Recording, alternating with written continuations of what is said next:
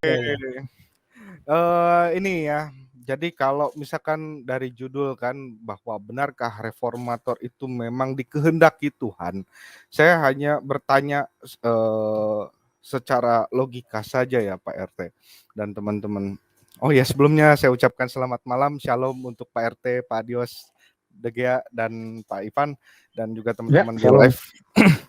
Salam. Oke, sampai.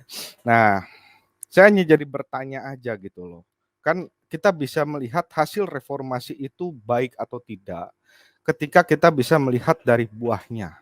Nah, bagaimana kalau misalkan buah yang dihasilkan itu adalah buah yang mempertanyakan kepada Tuhan itu sendiri?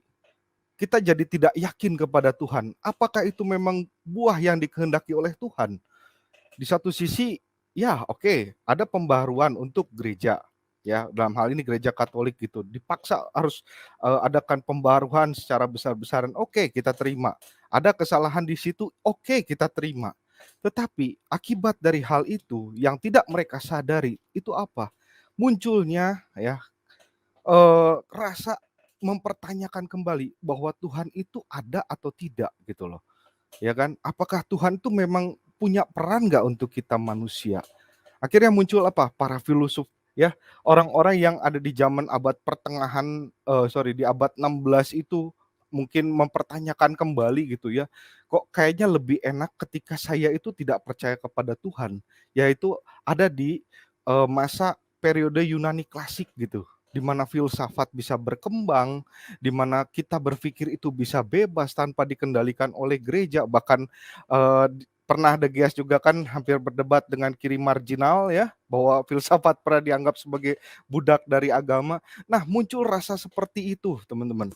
Akhirnya apa? Muncullah yang namanya ateis. Orang mempertanyakan keberadaan Tuhan itu ada atau enggak gitu. Nah, apakah ini adalah sebuah buah reformasi yang baik gitu? Apakah ini adalah suatu gerakan pembaruan yang baik ketika residunya itu ternyata keluar juga gitu loh. Aneh saya melihatnya ya bahwa eh, kok ternyata ateis itu juga lahir gara-gara menentang sendiri ya, menentang yang tadi Pak Ivan sudah berikan contoh dengan yang predestinasi lagi ya, predestinasi ganda gitu ya. Kalau orang sudah terlanjur untuk dipilih masuk neraka atau tidak diselamatkan, ya sekarang ngapain percaya sama Tuhan?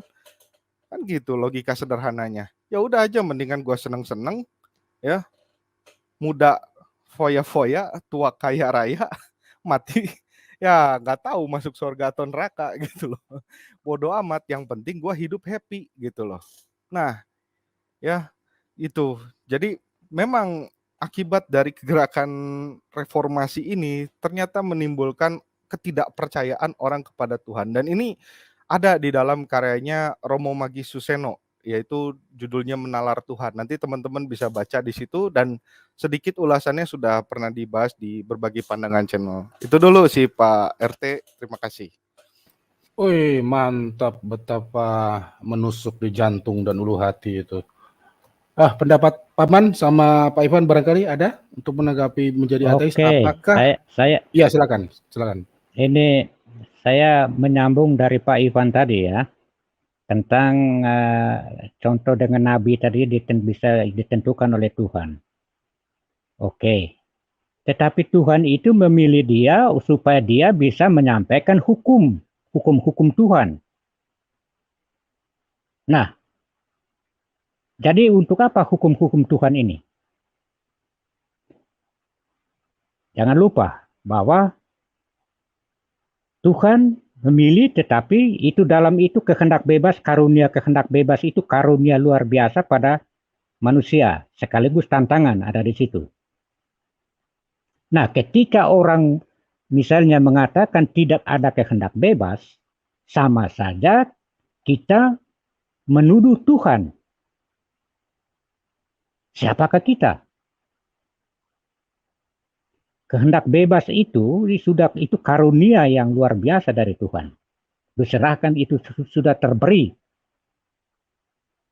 Nah, karena sebagai tantangan, maka Tuhan memberikan bantuan-bantuan berupa itu kasih. Artinya hukum-hukumnya itu kasih. supaya manusia itu dengan kehendak bebasnya itu memilih. Nah, ketika tidak ada pilihan, artinya sudah itu. Kenapa? Lalu kalau begitu semua yang sudah diwahyukan itu berarti sia-sia dong. Berarti hanya omong kosong. Berarti ini bukan lagi kita mengikuti apa yang diajarkan atau diwahyukan Tuhan, tetapi kita beranut pada rasionalisasi kita. Jadi itulah namanya bukan lagi agama, tapi satu kelompok rasionalisme. Atau kita ini menjadi hanya manusia rasional. Jadi apa yang ada dalam konsep itu hanya sekedar makanan pikiran kita. Padahal bukan tujuan itu. Pikiran kita itu harusnya untuk mencari kebenaran. Itu fungsi intelek, kan begitu. Jadi kalau misalnya ini fungsi intelek itu tidak berlaku lagi, artinya kehendak bebas itu juga tidak lagi. Pada saat yang sama itu kita sedang menghujat Tuhan karena Dia itu memberikan kehendak bebas itu. Jadi sebenarnya serba salah. Akhirnya serba salah. Seperti itu. Jadi pada Tuhan sebenarnya sudah akhirnya tidak ada Tuhan lagi.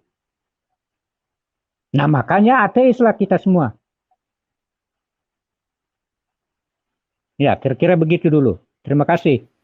Cakep, Paman. Betul. Saya udah satu putaran ini ya, saya simpulkan sementara. Jadi memang tulip ini membuat kita jadi pusing perlu paramek malam ini ya. Yang tertangkap poin pertama, manusia diciptakan menjadi robot. Ya, sudah ditentukan, sudah akan diarahkan demikian. Tidak ada kehendak bebas, bertentangan dengan ayat maupun hal lain. Saya tambah dulu sedikit lagi, ingat Pak RT. Sebenarnya Tuhan tidak perlu ciptakan manusia. Oh, gitu ya. Oke, itu nanti saya sisipkan tambahan Paman ya. Yang saya tangkap putaran pertama dulu. Manusia jadi robot. Yang kedua, doktrin tadi, pengertian tadi menempatkan Tuhan menjadi sosok yang jahat ya, yang menciptakan manusia. Betul. Ini masih menciptakan Paman ya. Menciptakan manusia di posisi harus menderita di neraka ya. Di sisi lain memang ada yang dia ciptakan masuk surga. Itu posisinya menjadi Tuhan yang jahat. Yang ketiga, menciptakan satu agama baru atau denominasi baru yang namanya ateis. Nah, itu yang saya tangkap. Silakan Paman tadi sudah menambahkan ya. Oke, silakan. Ya, silakan. Jadi rupanya pemikiran ini juga digayung bersambut dengan abad ke-7 Pak RT. Jadi abad ke-7 mengatakan juga demikian yang sama, bahwa bayi sudah ditentukan dia nanti masuk surga, sementara bayi yang lain juga sudah ditentukan untuk masuk neraka. Ya betul. Iya. Sementara mereka masih berada di tulang punggung bapaknya. Jadi sebelum dia sebelum dia masih berada di tulang punggung bapaknya ini, ibaratnya mungkin masih dalam bentuk apa ya.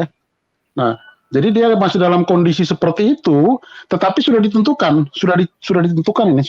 bahwa ada bayi tertentu yang menjadi penghuni surga, ada bayi tertentu yang menjadi penghuni neraka. Jadi memang doktrin yang oleh abad 16 ini ya mungkin terkontaminasi juga dengan yang abad ke-7 tadi itu, begitu. Nah, itu nanti datanya saya akan cari. Begitu. Jadi selain tetapi intinya sebenarnya begini, dari tulip ini itu melahirkan yang tadi dikatakan oleh Pak Dios, tetapi juga yang oleh Pak Gatot tadi itu, bahwa memang doktrin ini membuat kerusakan sebenarnya, karena membuat orang untuk tidak lagi peduli ada Tuhan atau tidak ada Tuhan, itu tidak ada masalah. Karena apa? Ya anggaplah saya posisi ditentukan masuk neraka lah, ya kan? Ya sudah, happy-happy, senang-senang dan sebagainya, individualisme, materialisme, rasionalisme, pokoknya brutal kan, semuanya jadi seperti itu. Nah akhirnya eksploitasi apapun juga menjadi sangat luar biasa. Orang sudah tidak lagi mau istilahnya berjalan pada koridor ataupun mawas diri sudah tidak lagi. Tetapi bagaimana dianya mencari kepuasan ataupun kenikmatan hidup pribadi semaksimal mungkin, mumpung masih bisa menikmati itu, kan begitu. Semuanya akhirnya arahnya ke sana. Dan ini ternyata oleh MJM justru malah dikatakan sebagai pilihan Tuhan ini kan. Dia apakah tidak berpikir ke sana, ini yang saya agak bingung juga. Tetapi ya karena dia adalah reform ya, pengusung reform ya, tentunya dia akan membela mati-matian si Tulip ini. Walaupun jika dia berpikir secara sederhana saja bahwa konsep doktrin ini justru membuat suatu penyesatan yang luar biasa dan berdampak seperti tadi, residunya itu melahirkan ateis dan gerakan-gerakan ataupun hedonis lainnya. Sementara demikian. Ya,